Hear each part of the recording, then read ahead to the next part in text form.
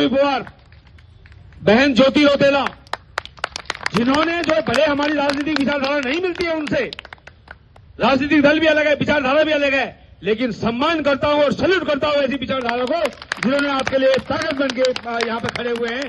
मैं रात को देख रहा था, 2:30 बजे रात को बॉबी भाई जो है लाइव चल रहे थे और यहां बैठे हुए थे। आप लोग किस परिस्थिति में यहां पे थे, मच्छर काट रहे थे, लेकिन आपका जज्बा जो है अधिक है और मुझे पूरा विश्वास है कि जिस तरह से सचिवालय से आप पॉजिटिव सिग्नल आने लगे हैं, आप 2,500 जो लोग हैं हमारे, उनको 100% वर्षवार के हिसाब से लिया जाएगा। तब तक आपने अपनी मांग में कोई चेंज नहीं करना है। जिंदाबाद।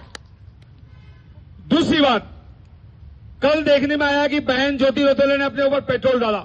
मैं बहन से रिक्वेस्ट करूंगा, ये काम हमने नहीं करना है, पेट्रोल सिस्टम के ऊपर डालना है, पेट्रोल सरकार के ऊपर डालना है। ऐसी भ्रष्ट सरकार को हमने चलाना है, अपने आप को हमने कोई तकलीफ नहीं देनी है। ये तकलीफ कम है क्या? रात भर आप बाहर बैठे हुए हैं और उसके बाद अपनी मांग। और स्वास्थ्य मंत्री जी, अरे कम से कम इतना तो तुम्हें एक मानवता के नाते आपके अंदर थोड़ा सा ये होना चाहिए कि मेरे बच्चे हमारे बच्चे हैं, किसी की मातृशक्ति भी यहाँ पे बैठी हुई है, उनके भी बच्चे घर में छूटे हुए हैं। कम से कम एक सहानुभूति के तौर पर यहाँ पे आते और बोलते कि भाई ठीक है, हम कोशिश करेंगे, क्योंकि तुम्हारी औकात तो है नहीं कि एक दिन में तुम डिसीजन दे दो। आपको यहाँ मुख्यमंत्री जी को पूछना है, मुख्यमंत्री जी को दिल्ली पूछना है, तब आपके यहाँ डिसीजन होते हैं, क्योंकि आपके पास अपनी पावर तो कुछ है नहीं। तो मेरा स्वास्थ्य मंत्री जी से भी अनुरोध है, कल डीजी हेल्थ आई थी, बहुत अच्छा लगा कि कम से कम एक नुमाइंदा कोई रिस्पॉन्सिबल पर्सन यहाँ पे आए और उन्होंने पॉजिटिव संकेत दिए हैं। तो मैं चाहता हूं कि कोई नेता भी आए ना, नेता को कौन भेजता है, कौन सी क्वालिफिकेशन है उनकी?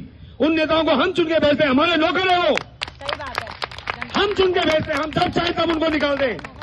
तो ये ताकत उनको महसूस करनी पड़ेगी, क्योंकि हमें पता है कि उत्तराखंड में कैसे कैसे बुद्धिमान नेता बैठे हुए हैं। एक बोलता है कि शराब का ठेका दूर हो गया था और वहां से पी के आते हैं, रास्ते में मर जाते हैं, इसलिए मैंने यहां खोल दिया। एक बोलता है गैरसैंण राजधानी जाऊंगा, ठंड से मर जाऊंगा, है। तो ये तो इनके वक्त में। एक बोलता है यहां बारिश नहीं हो रही, वहां चाहिए मैं वहां करवा दूंगा। ऐसे बुद्धिहीन लोग आपने बिठा रखे हैं। तो कमी उनकी नहीं है, कमी हमारी है कि मोदी जी के नाम पे हमने लगाए ठप्पे, कुत्ता, बंदर, गुड़ी, बालू, जो भी चाहे सब बिठा दी ना बोलो।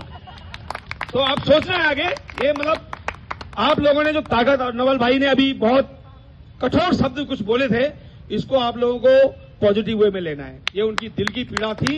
एक आदमी ने अगर इतनी बड़ी मुहिम उठा के चला है तो उसकी ताकत आप ही लोग ही हो। अगर यहाँ पे केवल नवल पुंडी को खड़ा कर दो तो क्या वैल्यू रह जाएगी उसकी ताकत आप हो। और हमको अंत तक, जब तक हम अपने मुकाम पे पहुंचते हैं, भाई लोग मैं बहुत देख रहा हूँ, डे 1 से मैं भी था उसमें, जब आपका आंदोलन शुरू हुआ था, मैं भी मुझे भी एकता बिहार अरेस्ट करके ले गए थे, तो मैं डे 1 से आप लोगों के साथ हूं और अंत तक आप लोगों के साथ रहूंगा। मैं कल रात को ही उत्तराखंड पहुंचा हूं, मैं बाहर था, रात को 11 बजे मैंने पुनीर को फोन किया कि भाई मैं, अगर हमारी जरूरत है तो बोलो, लेकिन नहीं हो पाया उनसे संपर्क, क्योंकि बिजी थे।